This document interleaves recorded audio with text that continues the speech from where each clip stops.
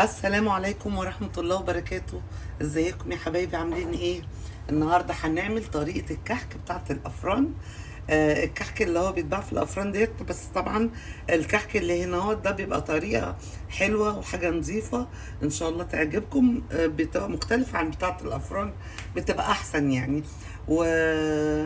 الطريقة المقادير بتاعتها سهلة جدا وبسيطة. معانا 4 كوبايات دقيق، بس انا حطيت 3.5 ومخليه نص كوبايه لوحدها كده علشان نشوف العجينه. لو احتاجت النص ده هنحطه، ما احتاجتش خلاص.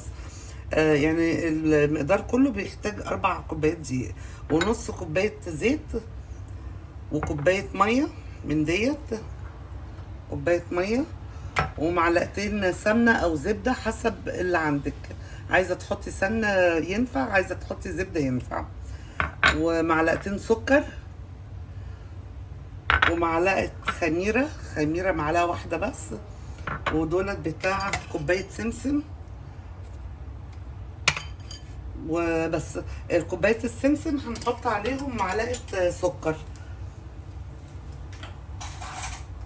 هنحط على السمسم معلقه سكر.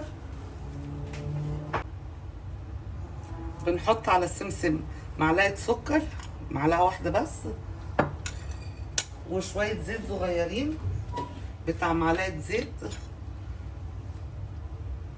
علشان يمسك في قلب الكحك، معلقه واحده. وبنقلبه كده. خلينا بقى ايه، نسيب السمسم دلوقتي ونبتدي في العجين.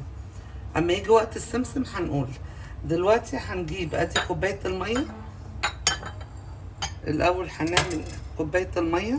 بسم الله الرحمن الرحيم. كوبايه الميه، وهنحط السكر، معلقتين السكر، وهنحط معلقه الخميره الكبيره، وبعدين هنقلبهم، نقلبهم كويس جدا كده، وبعدين نحط الزيت.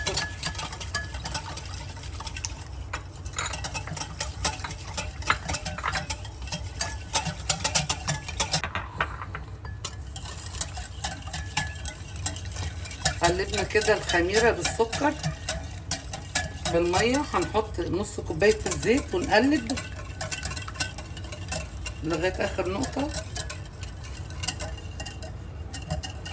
نقلب كده جامد، وبعدين هنحط الزبده برضو معاهم كله مع بعض.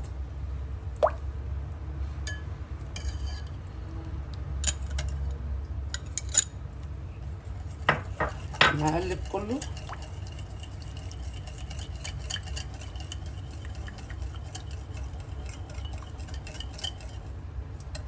طبعا الزبده مش هتدوب في الميه، هو الزيت مع الميه والخميره والسكر اللي هيدوبوا مع بعض. وهنحط على الدقيق ذره ملح، ما ننساش ذره ملح كده. وبعدين هنجيب الدقيق ونروح دلقين كده.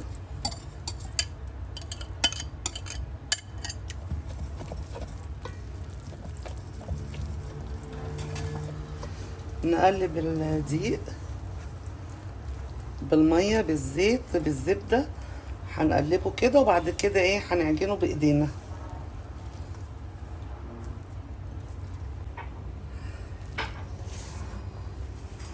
هنقلب بقى كده، نشوف هتبقى عايزه دقيق تاني ولا لا. نعجن كده ونشوفها، اذا كانت عايزه دقيق تاني نحط، مش عايزه دقيق تاني يبقى خلاص. اللي انا شايفاه عايزه بقيه الايه ال4 كوبايات كده، يبقى 4 كوبايات كاملين.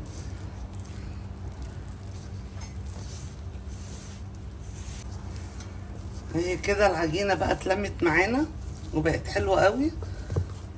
يبقى كده ال4 كوبايات دقيق على كوبايه الميه حلوين قوي، بس انا حطيت يا دوبك معلقه ميه زياده. اهي العجينه اتلمت وبقت حلوه قوي وناعمه. بصوا العجينه. نشيل بقى الطبق ده كده ونحط كده.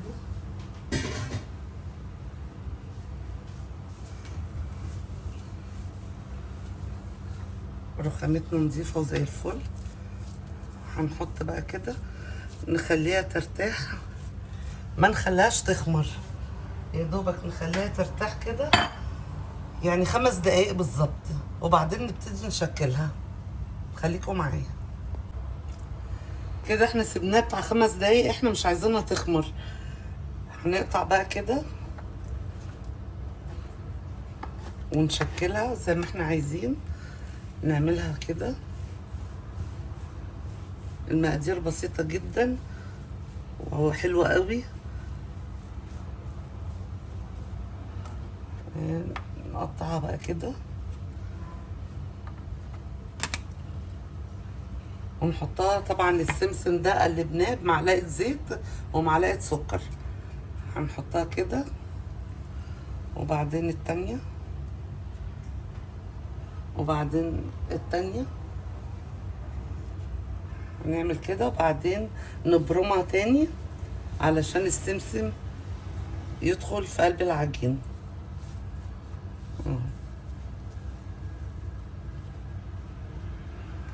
ونخليها بقى ايه، نشكلها زي ما احنا عايزين، نعملها طويلة او نعملها شكل اس، بيبقى حلو قوي كده. والمهم يكون كله سمك واحد علشان السوا يبقى زي بعض.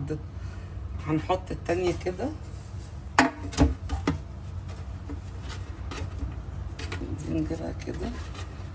التشكيل ده بتاعك انت، عايزاه دوريات، عايزاها طويلة، عايزاها المنظر دوت،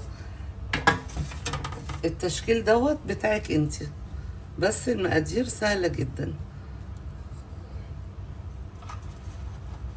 اهو.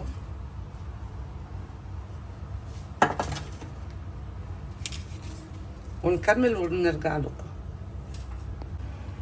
كده احنا خلصنا الكمية، عملنا صينية حرف الاس كده، يعني نقعد نشكل في العجين، نعمل اللي احنا عايزينه.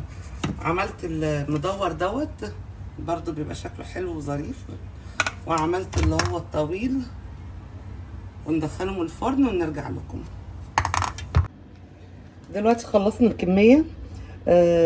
نفتح بقى مع بعض ونشوف الكحك دوت. بصوا الخبيز بتاعه، بصوا حلو قوي وبسيط ومش مكلف وناشف اهو. نفتح واحدة من الطوال دولت. سامعين الخرفشه؟ اعملي كده اعمل كده عليه. ايوه سامعين؟ لا البقسماط دلوقتي بقى غالي بقى ادوق لكم واحدة. سامعين صوت ماما وهي بتخش؟ لا ده الفار. جربوا الطريقة وان شاء الله تعجبكم. لو عجبتكم الطريقة ما تنسونيش في اللايك، وشكرا ميرسي قوي. ما تنسوش الشاي بلبن الصبح. يلا قولي باي. باي باي.